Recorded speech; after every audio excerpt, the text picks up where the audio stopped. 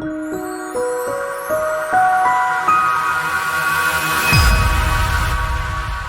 a abrir nuestras Biblias en Mateo capítulo 5. Hoy día vamos a terminar el ciclo de las 8 bienaventuranzas del Señor Jesucristo. Nos habíamos tomado un tiempo con los cultos presenciales, con el retorno, con las adecuaciones, así que hoy día vamos a cerrar con la última de las 8 bienaventuranzas de este hermoso pasaje. Recordemos que las bienaventuranzas son la primera parte de todo el Sermón del Monte predicado por el Señor Jesucristo. Es como la introducción al Sermón del Señor. Y hemos estudiado las primeras 7 bienaventuranzas y hoy día vamos a concluir con la última. Si usted tiene Mateo capítulo 5, vamos a leer los versículos 10 al 12. Y aquí tenemos la linda tradición de ponernos de pie para leer la Biblia como lo hacía el Señor Jesucristo. Entonces, puestos de pie, damos lectura a la palabra de Dios y lo hacemos en el nombre glorioso de nuestro Señor. Amén. Bienaventurados los que padecen persecución por causa de la justicia, porque de ellos es el reino de los cielos. Bienaventurados sois cuando por mi causa os vituperen y os persigan y digan toda clase de mal contra vosotros mintiendo.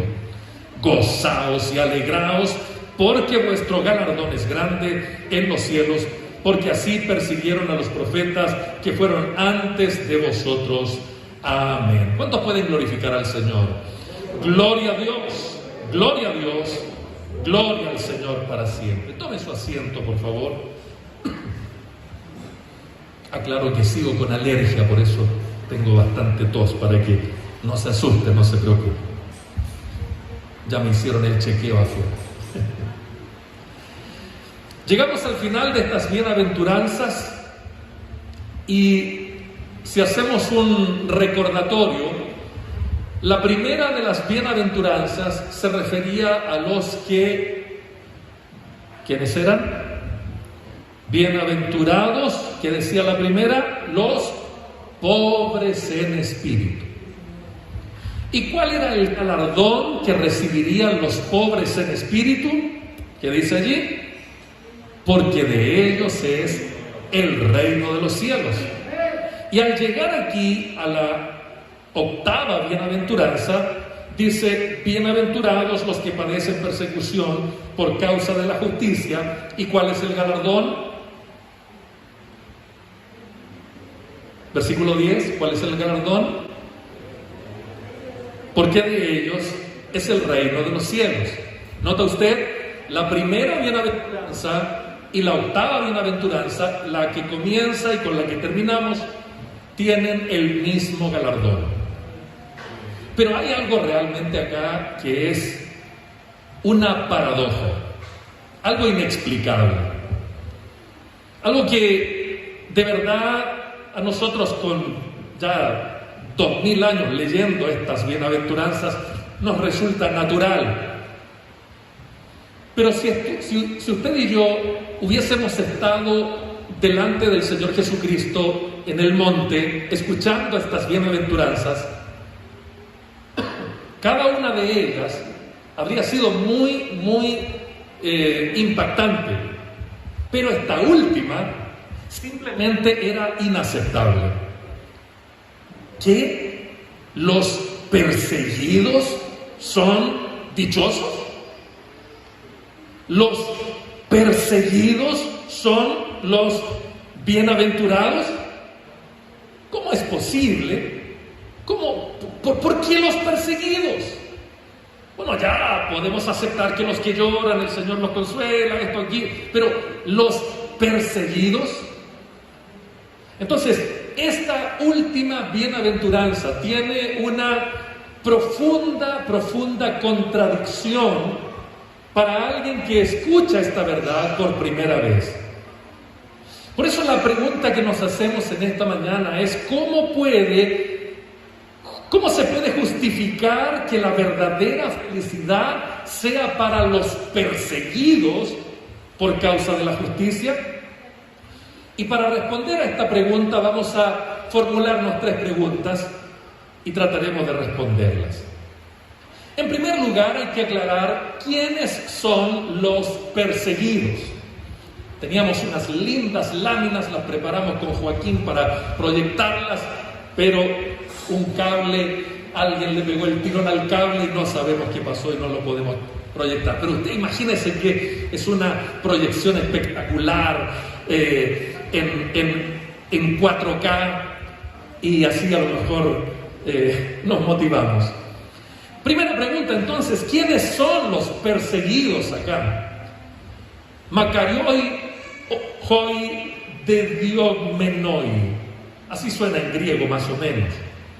Pero esta expresión de diogmenoi, perseguidos, proviene de una palabra griega que es dioko, y este es un verbo que tiene el significado de una persona que está bajo persecución, de una persona que ha llegado a ser objeto de acoso y de un ataque sistemático producto de sus convicciones religiosas.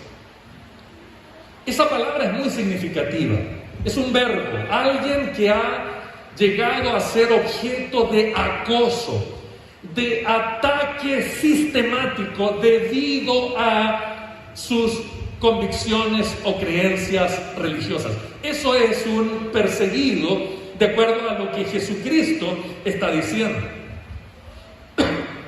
Por eso es tan impresionante que esta bienaventuranza sea dada por el Señor Jesucristo para estas personas. A uno le cuesta pensar en un pacificador perseguido.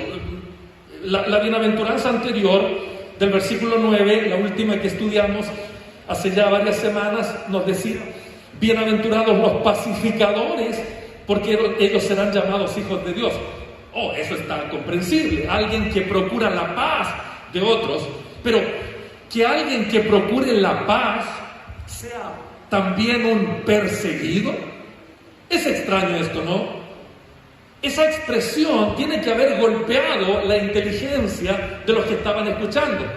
A ver, Jesús, está bien, entiendo, un pacificador, alguien que llora, todo eso está bien, pero me está diciendo que un perseguido, es más, un perseguido por sus creencias religiosas, tiene como galardón el reino de los cielos.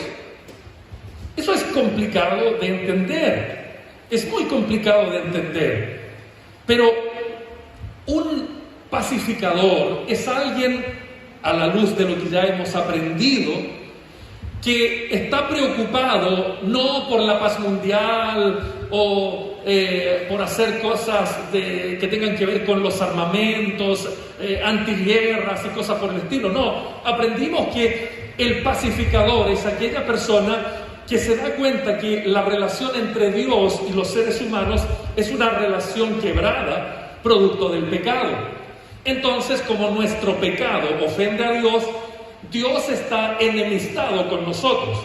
Dios tiene que castigarnos. Es más, dice la Biblia que la paga del pecado es muerte. Por lo tanto, cuando hablamos de un pacificador, el pacificador es esa persona que le predica el evangelio a esa persona, a ese pecador, a ese inconverso, y cuando esa persona alcanza el perdón, alcanza la salvación, entonces tiene paz con Dios. Ese es un pacificador.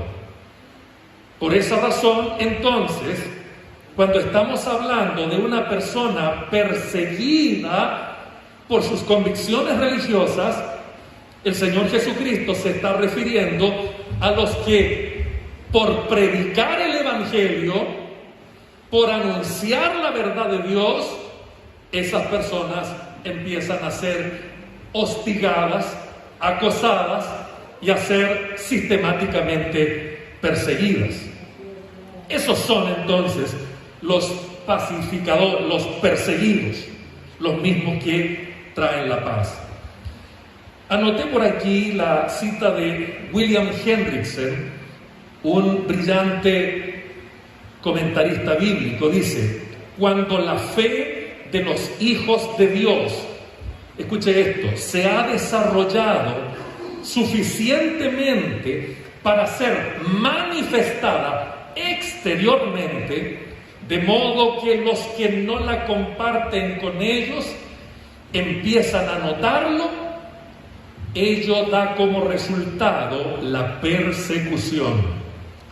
La persecución a que Jesús hace referencia no surge de causas puramente sociales, raciales, económicas o políticas, sino que está arraigada en la religión.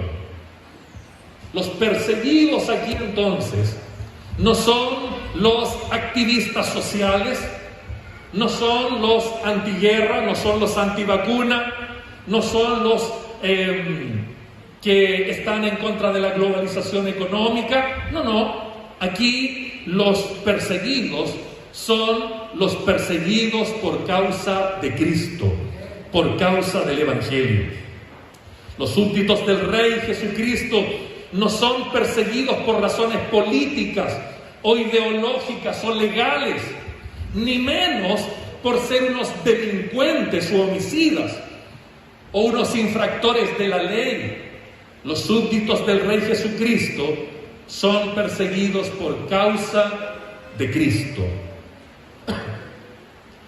Y para tratar de entender esto, que yo sé que es un poco chocante, usted me dirá: oiga, Pastor Juanito, acaba de iniciar el sermón motivándome a abrir una siembra en mi casa, a evangelizar a los vecinos, a predicar el Evangelio en redes sociales, a proclamar la verdad del Señor, y ahora me está diciendo que por eso me van a perseguir.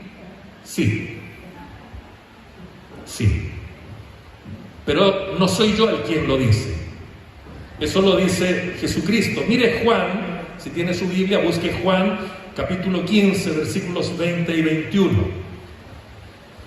Dice allí la palabra del Señor: acordaos de la palabra que yo os he dicho, hablando el Señor, el siervo no es mayor que su Señor. Si a mí me han perseguido, también a vosotros os perseguirán. Si han guardado mi palabra, también guardarán la vuestra. Mas todo esto os harán por causa de mi nombre, porque no conocen al que me ha enviado. Aquí entonces nos damos cuenta que el Señor Jesucristo nos aclara que como a Él lo han perseguido, a nosotros también nos van a perseguir. Pero nos da una esperanza. Dice: si han guardado mi palabra, también guardarán la vuestra. Aleluya. ¿Qué significa esto? Significa que por predicar el Evangelio nos van a perseguir, y eso es correcto, pero así como al Señor, el Señor tuvo grandes resultados y las personas escucharon su palabra y creyeron la palabra, así también, a pesar de las persecuciones, habrá personas que reciban nuestra palabra y se van a salvar. Entonces vale la pena la persecución. ¿Cuántos dicen amén? La televisión chilena nos tiene muy acostumbrados a personajes caricaturescos que rayan en lo folclórico o en la incapacidad mental, cuyas acciones transgreden la ley con delitos sexuales, económicos u otros. A uno le llaman el profeta de no sé dónde, al otro le dicen pastor, y de tiempo en tiempo hacen sus performances buscando ser vistos en televisión, y hacen una cantidad de barbaridades y se victimizan posteriormente señalando que son perseguidos por causa del Evangelio, pero en realidad eso no es así. Muchos de estos llamados pastores, apóstoles, profetas o lo que sea, Con el correr del tiempo, la Biblia dice, por sus frutos se conoce el árbol. Pueden decir muchas cosas, pero hay que esperar a que empiecen a dar frutos. Y a medida que pasa el tiempo, vienen los frutos y generalmente hay alguna inmoralidad sexual, alguna inmoralidad económica, algún tipo de delito y terminan tras las rejas. Déjeme decirle, eso no es persecución religiosa, eso se llama justicia.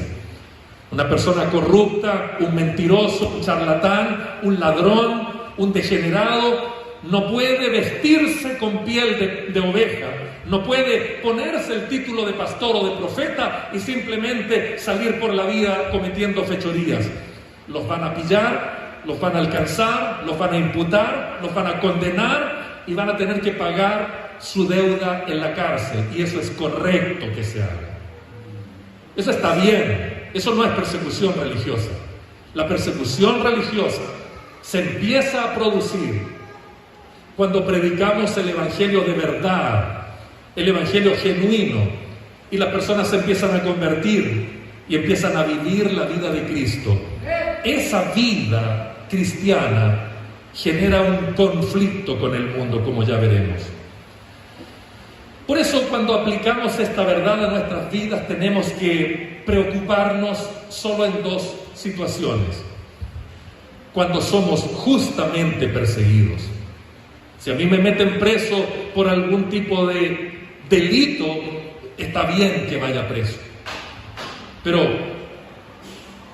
la segunda razón por la cual deberíamos estar preocupados es cuando nuestro cristianismo es tan insignificante, es tan mundano o está tan alejado del modelo de Cristo que el mundo parece amarnos, que parece que a todo el mundo le caemos bien, todo el mundo está feliz con nosotros. Oh, qué simpático este cristiano, oh, qué agradable este cristiano, ni parece que fuera cristiano. Es tan parecido a nosotros, dicen los mundanos.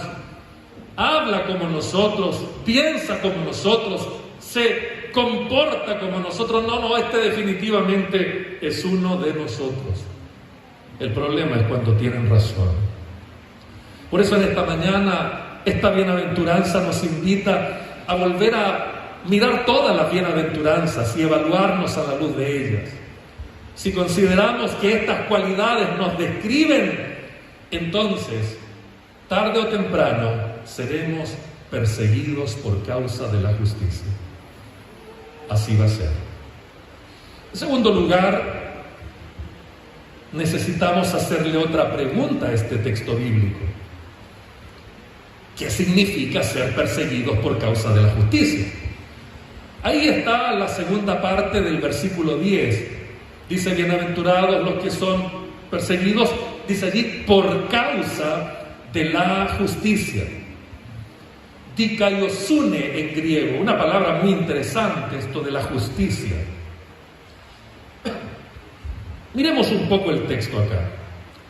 Debido a que los cristianos genuinos, como los hemos denominado nosotros en esta serie, los verdaderos súbditos del Rey Jesús, desean estar en armonía con Dios y desean vivir de acuerdo a la palabra del Señor, de acuerdo a la voluntad del Señor, entonces van a sufrir persecución, pero la van a enfrentar con valentía, la van a enfrentar con fidelidad, no se van a dejar amedrentar por la persecución. Aquí es donde necesitamos recordar la cuarta bienaventuranza. Vuelva a su Biblia, por favor. Mire la cuarta bienaventuranza, que está en el versículo 6. ¿Recuerda cuando estudiamos eso? Qué hermoso fue, ¿no? Dice la cuarta bienaventuranza, versículo 6. Bienaventurados los que tienen hambre y sed de justicia. Ahí está la misma palabra, justicia. Porque ellos serán...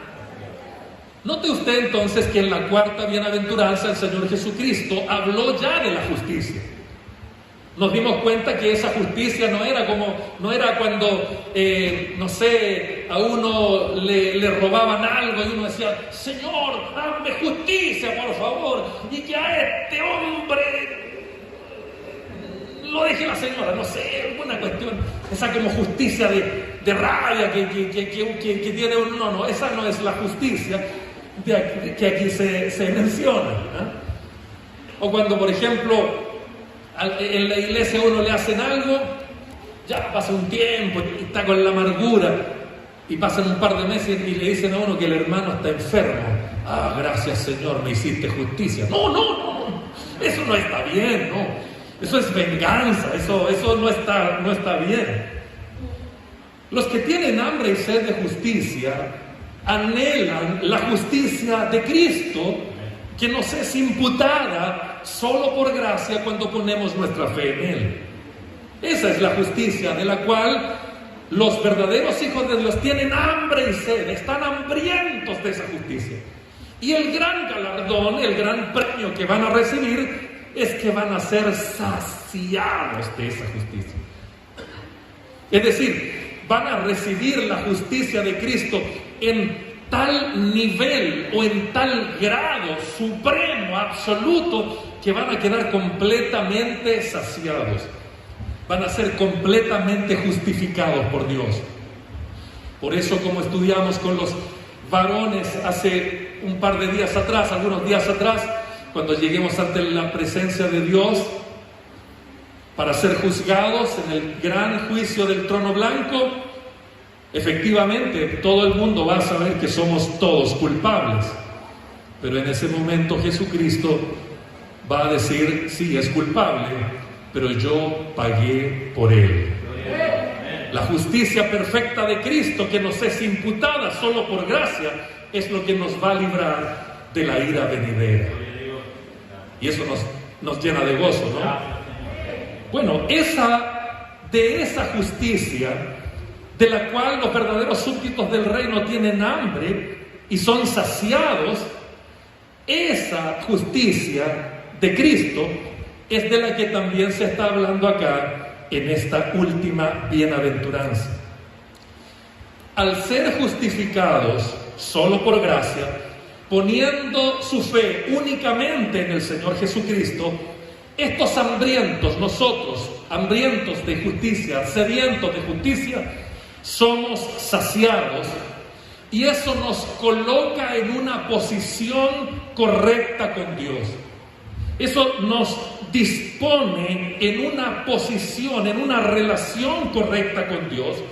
Ya no soy su enemigo, ya no soy extranjero ni advenedizo, ya no soy un ciudadano del mundo, ahora soy un ciudadano del cielo, soy miembro de la familia de Dios, es más, soy declarado hijo de Dios y tengo la potestad, tengo el derecho legal de ejercer mi filiación. Soy hijo del Señor, y si soy hijo, entonces soy heredero del Señor, de todo lo que Él tiene, y el Señor es dueño de todo lo que hay. Eso es una bendición. En esa parte, por lo menos, del sermón podríamos habernos alegrado un poco, pero ahí está, se las dejo de nuevo. Eso pasa cuando somos saciados completamente con la justicia de Dios. ¿Y qué ocurre al obtener todo esto? Entonces las vidas de los cristianos nacidos de nuevo, justificados por la fe, anexados a la familia de Dios, comienzan a santificarse. ¿Por qué? Porque al estar en íntima relación con Cristo, la influencia santificadora de Cristo comienza a transformarnos, comienza a cambiarnos. Y empieza a desarrollarse la nueva vida en Cristo, una nueva vida que la va a ver la iglesia, pero también la va a ver el mundo, al que llaman mediante la evangelización. Así fuimos llamados. Bueno, esta es la parte que en general echamos de menos hoy día en el evangelio popular que hoy día se predica. Se predican bendiciones, pero no se ven transformaciones. La gente es cristiana en los templos, pero fuera del templo se comporta igual. Bueno, a esa persona, a esa gente nadie la va a perseguir, déjeme asegurarles. Pero a los cristianos genuinos, a los genuinamente nacidos de nuevo, que comienzan a experimentar la santificación en su vida, producto de su relación con Cristo, esas personas, tanto en la iglesia se van a notar los cambios, pero en el mundo también se van a notar los cambios. Esa persona cambió, y cambió para bien. Esa persona deja de parecerse a como era antes, porque ahora tiene un nuevo ADN, porque cambió su padre. Antes de conocer a Cristo, antes de experimentar la salvación, yo me parecía físicamente y en todo sentido a mi padre, don Juan Vidal Urrutia. Pero luego de ser salvo, aunque físicamente me sigo pareciendo a don Juan Vidal Urrutia, espiritualmente tengo que empezar a parecerme a mi verdadero padre. No sé si me entienden. Ese cambio, esa transformación es la fuente de la persecución. Por eso los cristianos superficiales le hacen el quite a la santificación. Quieren los beneficios del Hijo, quieren la herencia del Hijo, como el Hijo pródigo, quieren todo lo que Dios le promete a sus hijos, pero no quieren tener la identidad de los hijos de Dios. Cuando esa nueva identidad comienza a experimentarse, entonces los verdaderos cristianos comienzan a llamar a otros a través de la evangelización para que también sean hijos de Dios. Y al evangelizar a otras personas, las personas se arrepienten y se convierten, así como ellos también lo hicieron. Allí es donde esta nueva vida rompe los estándares del mundo.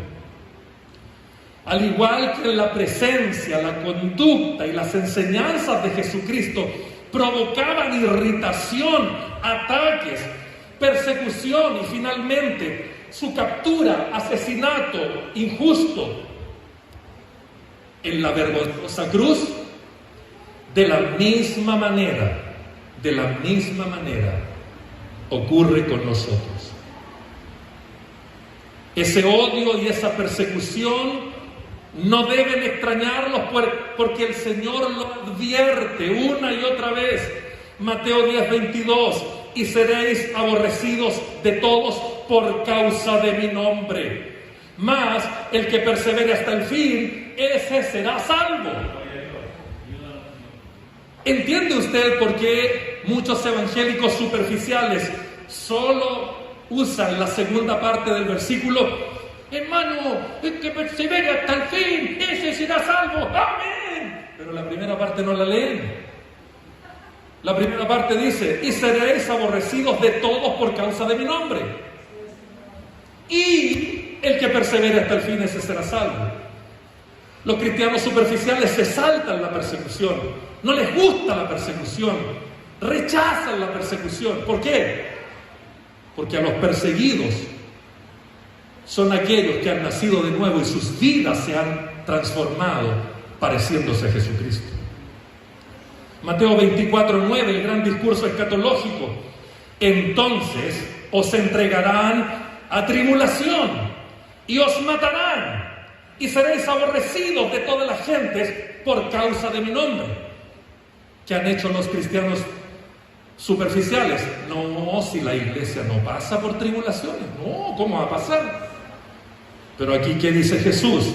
Entonces os entregarán a tribulación y os matarán y seréis aborrecidos de toda la gente por causa de mi nombre. Juan 15:19. Si fuerais del mundo, el mundo amaría lo suyo, pero porque no sois del mundo, antes yo os elegí del mundo, por eso el mundo os aborrece. Y déjenme la última cita, primera de Juan 3, versículos 11 y 13. 11 al 13. porque este es el mensaje que habéis oído desde el principio, que nos amemos los unos a los otros.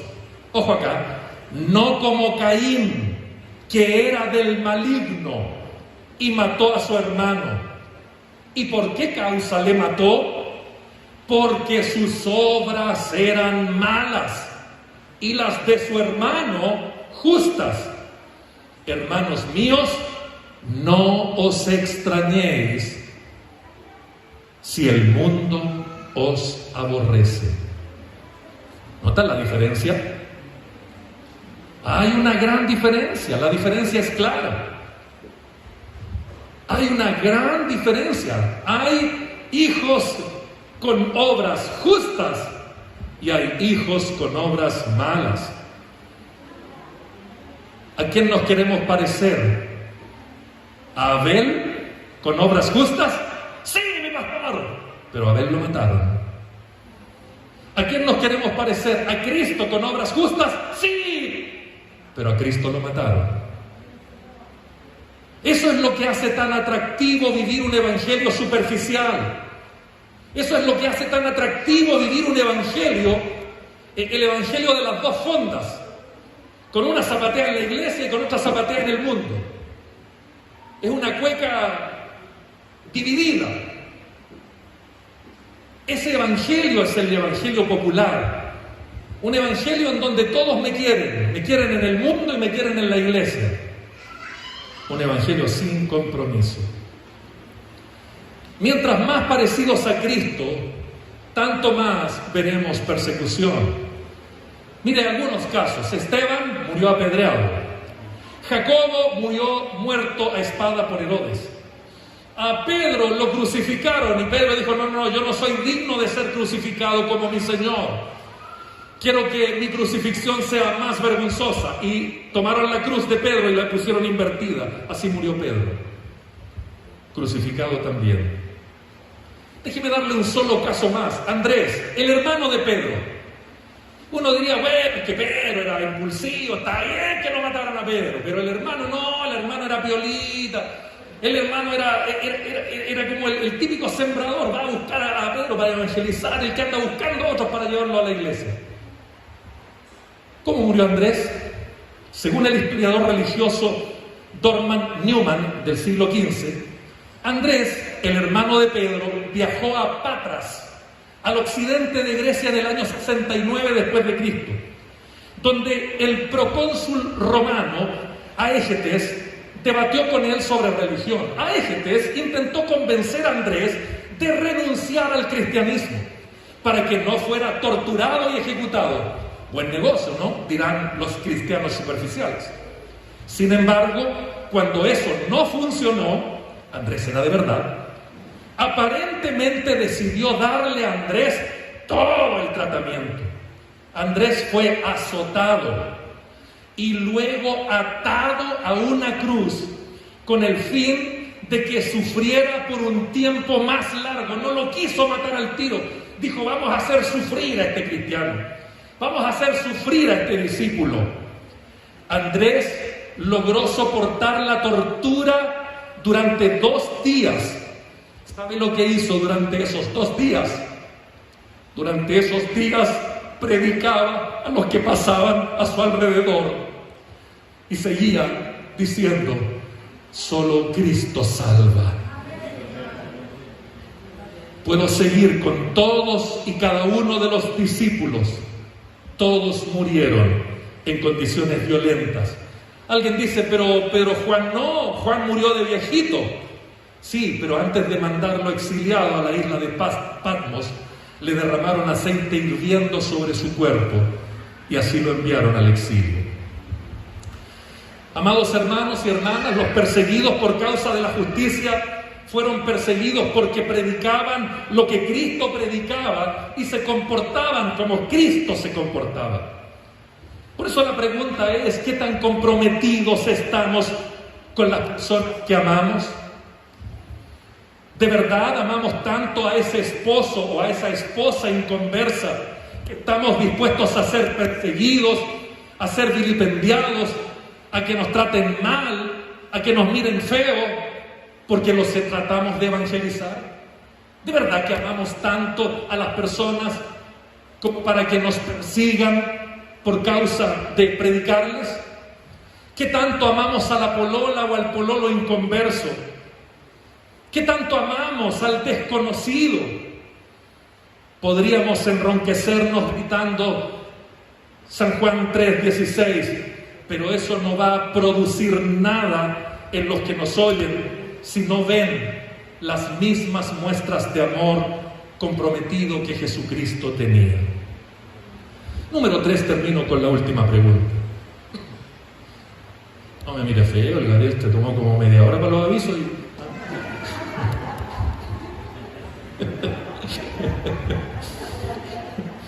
Tercera pregunta, termino.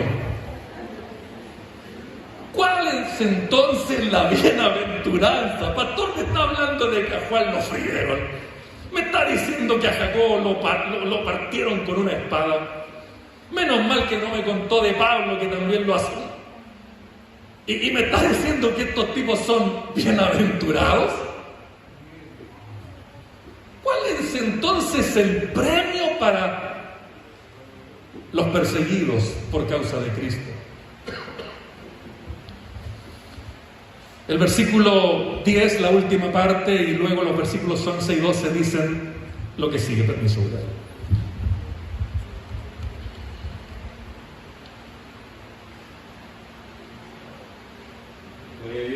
Aleluya.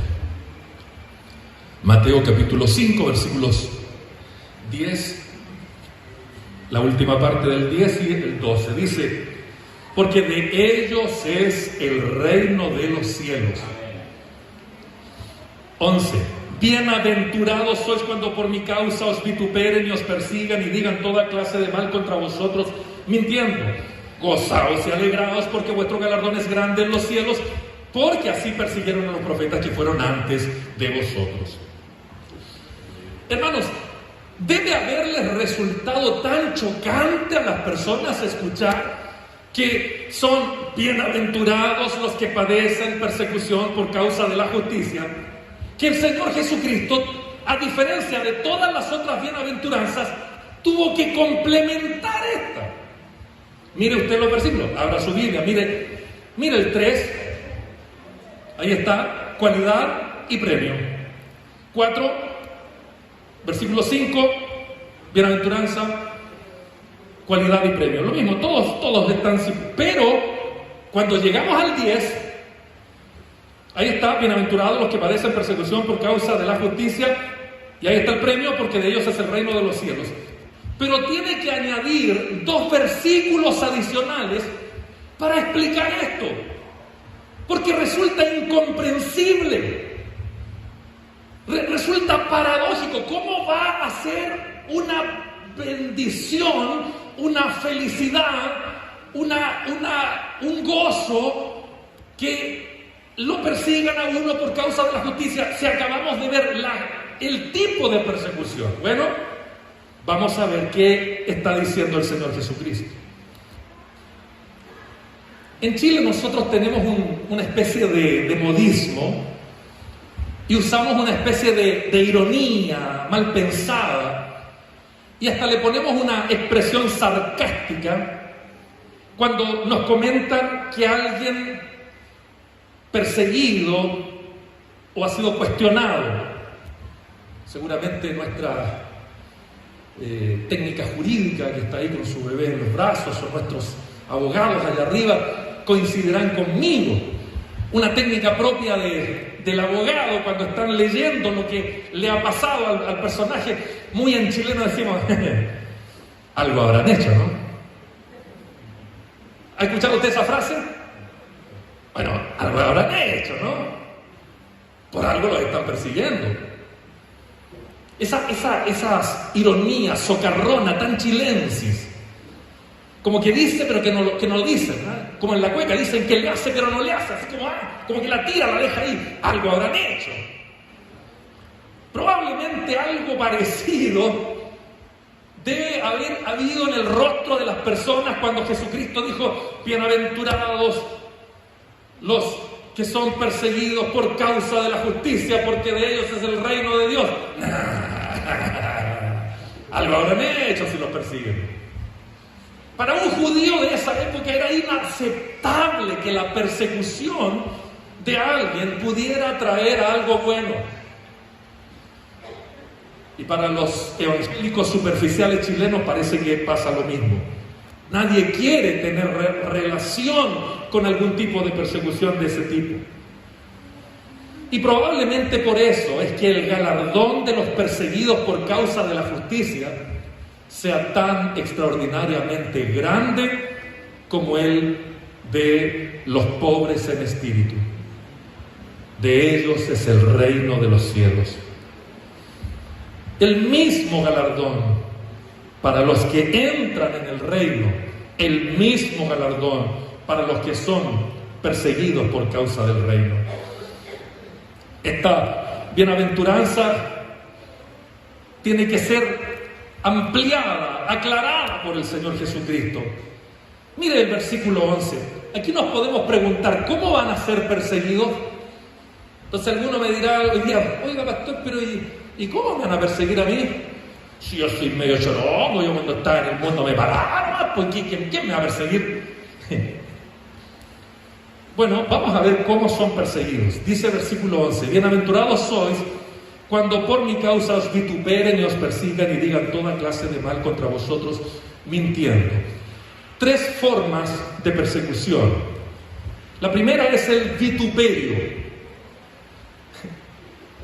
A veces en la iglesia, cuando se habla de vituperio, es cuando se va a hacer un asado en la casa del diácono regalón. Bueno, pero esto es otro vituperio. Esto es un vituperio, el significado real de la palabra vituperio. En griego esto es oneidisosin. Y es un verbo que significa, escuche bien, criticar duramente. Eso es el vituperio. Criticar duramente. Encontrar de manera dura y degradante fallos que sean reales o simplemente percibidos. Eso significa vituperio. Una de las formas más desagradables de la persecución que reciben los verdaderos súbditos de Jesucristo es el vituperio. Cuando alguien te critica, pero lo hace duramente.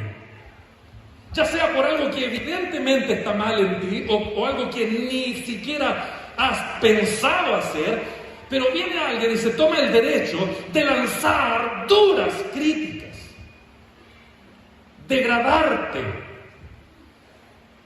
Eso es el vituperio. No sé cuántos saben de lo que estoy hablando. ¿A cuántos les han vituperado en algún momento? Cuando viniste e hiciste algo, pero con la mejor de las motivaciones, esto tiene que ver con la evangelización, cuando para alcanzar a una persona hiciste lo mejor que pudiste. Recuerdo una hermana que dijo, ¿cómo puedo alcanzar a las personas? Vamos a hacer algo folclórico. Claro, porque la gente que no es cristiana no tiene nada que... nunca nos ven en estas cosas, entonces vamos a hacer algo folclórico, simplemente para alcanzar a las personas, para engancharlos, y luego cuando ya los tengamos acá, los evangelizamos. Y estaba en lo mejor preparándose para hacer esta presentación folclórica, y llega un indignado, esos que son más santos que Dios, le dijo de todo menos que era bonita. Le cargaron intenciones que nunca tuvo, de manera muy dura y degradante. Eso es vituperar. Eso es vituperar. O como un pastor en el velatorio de una amada hermana, mientras compartía con los hermanos, vienen y le dicen que todos los esfuerzos que hace por alcanzar a las personas perdidas es simplemente porque quiere ganar más plata. Eso se llama vituperio.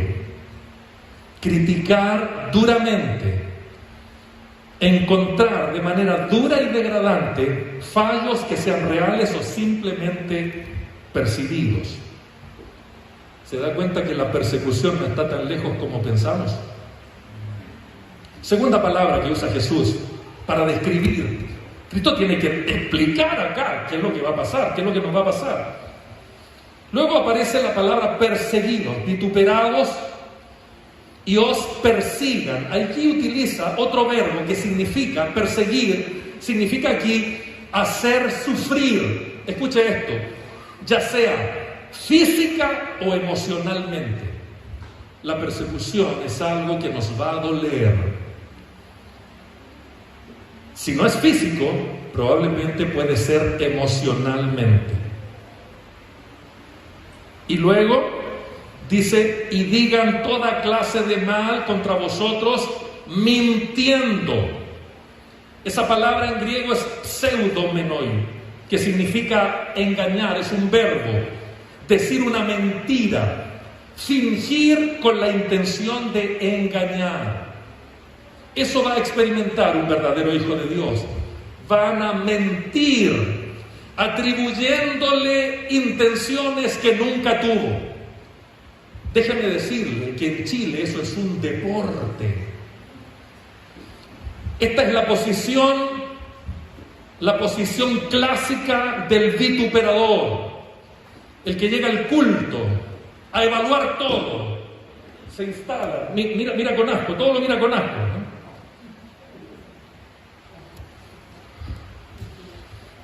Esa es la posición. Todo se evalúa, todo tiene que pasar por mi criterio. Ah, mira cómo está cantando ese. Apuesto que, esa es la palabra típica del mentiroso. Apuesto que ni sabe lo que está pensando. El único que sabe lo que alguien está pensando es Dios, pero él cree que sabe lo que el otro está pensando.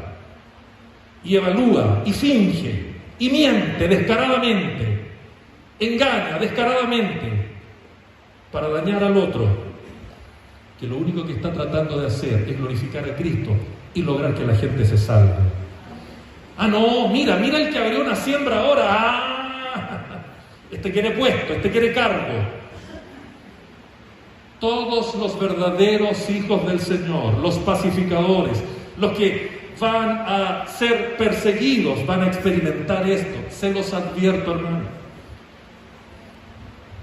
Oiga, pastores, que yo pensaba que cuando hiciera mi siembra me iban a poner una foto en internet, nueva siembra, con el hermano tanto, el mejor sembrador del mes. Créeme que no hay galardones terrenales para los que tienen sus bienes en el banco del cielo. Así que ahí están: vituperio, persecución, mentiras. Doloroso, ¿no? Pero vamos a ver ahora cómo debemos responder frente a esto. Ah, no, yo me taimo. No, yo no. Para eso no, mejor me voy a los mormones, allá me van a regalar un planeta con miles de mujeres y las tengo que embarazar. Ah, mejor, ahí está, ese está mejor. No, mejor me hago, no sé, testigo de Jehová, vendo librito y alcanzo el grado de ungido. No. ¿Cómo hay que responder? Y aquí Jesús nos aclara con qué actitud hay que enfrentar estos ataques y esta persecución. Versículo 12: gozaos y alegraos, porque vuestro galardón es grande en los cielos, porque así persiguieron a los profetas que fueron antes de vosotros. Déjenme explicarle estas palabras. Gozaos. Es extraordinario que esta palabra esté en un presente activo indicativo. Esa es la conjugación. Es el verbo jairete. Jairete es una orden. El Señor Jesucristo nos está diciendo: mira, guachito, trata de mirarle el lado bueno. A la chilena así como rascándole la guatita. No. El Señor le da una orden. Una orden presente, activa e imperativa. Gózate. Es que no siento, no me interesa. Gózate. ¿Sabía usted que el gozo no es una emoción? El gozo es una decisión. El gozo cristiano no es para sentirlo. El gozo cristiano es para obedecerlo. El Señor dice, gózate. Esto nos lleva a tener una sensación de felicidad o alegría. ¡Qué cosa más impresionante! Gózate. Es que está mintiendo mi pastor. Gózate. Es que me están levantando calumnia. Gózate. Pastor, es que me están vituperando. Gózate, dice el Señor. Y qué terrible que podemos predicar y podemos creer que el Señor tiene autoridad para decirle a la tormenta, enmudece, que tiene poder para decirle al paralítico, levántate. Pero parece que no tiene autoridad para decirme, gózate cuando estoy amargado, gózate cuando estoy triste, gózate cuando alguien está calumniándome falsamente. Déjame decirte que el mismo Dios que puede parar la tormenta puede llenarte el corazón de gozo. El mismo Dios que puede levantar a un paralítico puede poner gozo en tu corazón, a pesar de que hayan 20 miserables hablando mal de ti. Gózate. Y si no te gustó el gozo, mira la siguiente orden, que también está en presente, activo, imperativo. Gozaos y alegraos. Esta palabra es increíble. En griego es agalliste, que significa sentir felicidad o euforia extrema. ¿Qué? Cuando me están vituperando, cuando me están persiguiendo, cuando están mintiendo en mi contra, el Señor me dice, gózate, pero luego me dice, alégrate, desarrolla en ti una felicidad extrema. Entonces ahí la palabra, ¿pero por qué? Ay, aquí viene el Señor y nos da la gran verdad, porque tu galardón es grande en los cielos. Oh, aquí hay mentiras, aquí hay vituperio, aquí hay persecuciones, pero tu galardón es grande en los cielos. La palabra galardón en griego se refiere a un pago por actos virtuosos, pero también a un castigo por infracciones. Entonces yo tengo aquí la opción, o me gozo, me alegro, avanzo, o simplemente me taimo, me amargo y caigo en el juego. El mismo galardón, la misma grandeza del galardón está preparada para nosotros. Pero todavía yo puedo preguntar, ¿y de qué calibre será el galardón? ¿Cómo voy a ir? ¿Qué voy a ganar si aguanto a este tipo y aguanto a esta tipa? ¿Qué voy a ganar si sigo evangelizando? Si pierdo de ganar plata un día en mi trabajo extra que me estoy haciendo estas horas extra y las dedico para evangelizar a gente que no quiere ser salva. Bueno, dice, así persiguieron a los profetas que fueron antes de vosotros.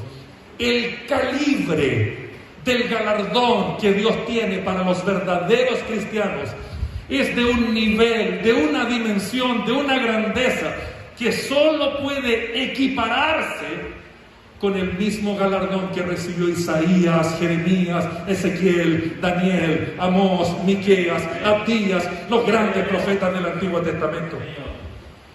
Pastor, usted me está diciendo que si yo me gozo, me alegro, cambio mi actitud, me sigo esforzando a pesar de todo lo que está pasando, el Señor me va a dar un premio similar al de Elías que hizo llover fuego del cielo. Sí, Señor. Usted me está diciendo que el calibre del galardón que voy a recibir por sufrir y aguantar y tolerar todo eso con una actitud correcta, con un gozo correcto, es un premio similar al de Isaías que vio a Dios cara a cara ahí en el templo. Oh, sí, Señor. Lo más lindo que no te lo estoy diciendo yo, que lo dice el Señor Jesucristo. Dígale al que está a su lado, porque a mí no me están creyendo, pero dígale usted al que está a su lado, tu galardón es grande en el cielo. Dígale, tu galardón es grande en el cielo. A lo mejor a ti te cree, porque a mí no me están creyendo. ¡Qué tremendo! El viernes al mediodía fue la licenciatura del Colegio Alcántara de la Cordillera. La última niña de esa lista respondió al nombre de Anaís Dominique Vidal Pérez. Ustedes saben que yo soy profesor y he estado en decenas de licenciaturas como esa. Me he emocionado muchas veces, me he alegrado, he visto a mis estudiantes, pero nunca había sentido lo que era que te salieran lágrimas del corazón. Era un momento diferente. No era mi alumno más destacado, no era mi alumno más esforzado, no era el que llegó como un drogadicto y se graduó como un hijo de Dios. Era mi hija la que se estaba graduando. Y gracias a la pandemia había algo diferente en esta graduación. Debido al protocolo COVID, los profesores no podían entregarle su licencia a Anaís. De hecho, su profesora jefa había tenido que ser intervenida quirúrgicamente días antes, entonces no podía estar adentro y esperó afuera, en la calle, para cuando salieran sus niños para saludarles. No podía estar ahí adentro. Ni siquiera la directora del colegio podía extenderle el certificado a mi hija. Y eso fue una bendición. Porque el protocolo decía que teníamos que hacerlo los padres. Entonces en ese momento yo dije, ¿quién es la persona que realmente merece entregarle su licencia a mi hija? Marcela, la mamá. Porque si hay alguien que sabe el valor de los esfuerzos que hizo mi hija en estos 12 años, fue Marcela. Si hay alguien que sabe lo que era estar poniéndole sus inyecciones a la hora, era Marcela. Si hay alguien que sabía exactamente qué tipo de alimentos podía consumir y cuáles no, era Marcela.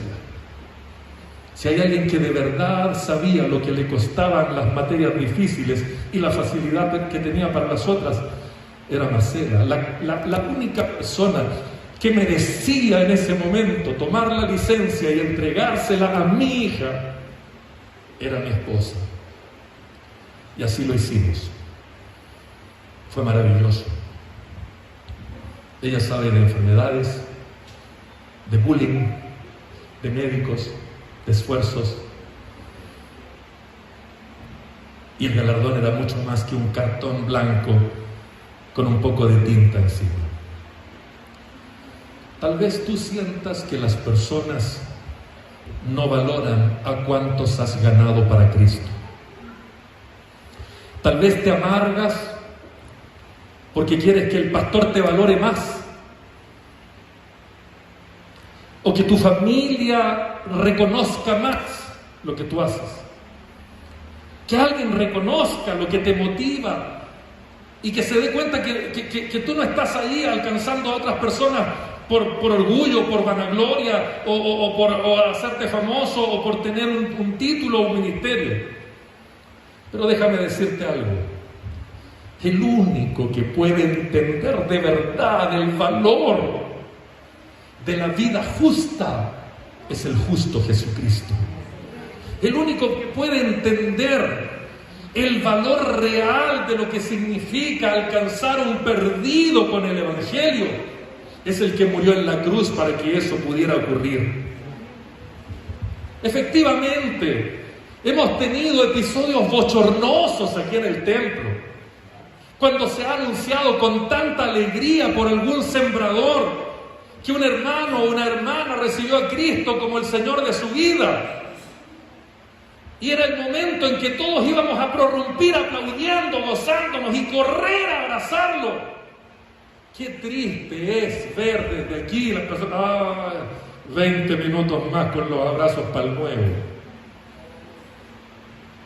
Qué bochornoso. Pero hermano sembrador, hermano evangelista, hermano diácono, hermano nuevo, que sentiste que no te reconocieron en otro lugar, déjame decirte que tu galardón es grande en el cielo. Y así como la única persona que merecía entregarle el premio a mi hija era mi esposa, el único que va a poder comprender el valor de tu servicio al reino es Jesucristo el Señor.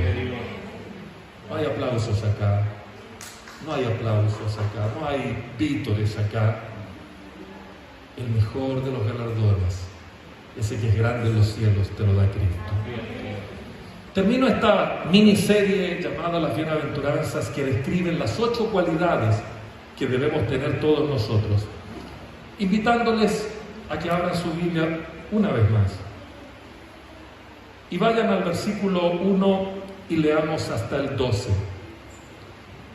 Y con plena honestidad preguntémonos si esas son nuestras cualidades como cristianos. No te estoy preguntando cuántas veces has sido diácono, cuántas veces has sido ayudante, cuántos años tienes en el Evangelio. No te estoy preguntando eso. Te estoy preguntando lo que a Jesús le importa, no lo que a los seres humanos les importa. Leamos de nuevo y apliquemos esto a nuestras vidas. Viendo la multitud, subió al monte y sentándose vinieron a él sus discípulos, y abriendo su boca les enseñaba diciendo: bienaventurados los pobres en espíritu, porque de ellos es el reino de los cielos. Bienaventurados los que lloran, porque ellos recibirán consolación. Bienaventurados los mansos, porque ellos recibirán la tierra por heredad.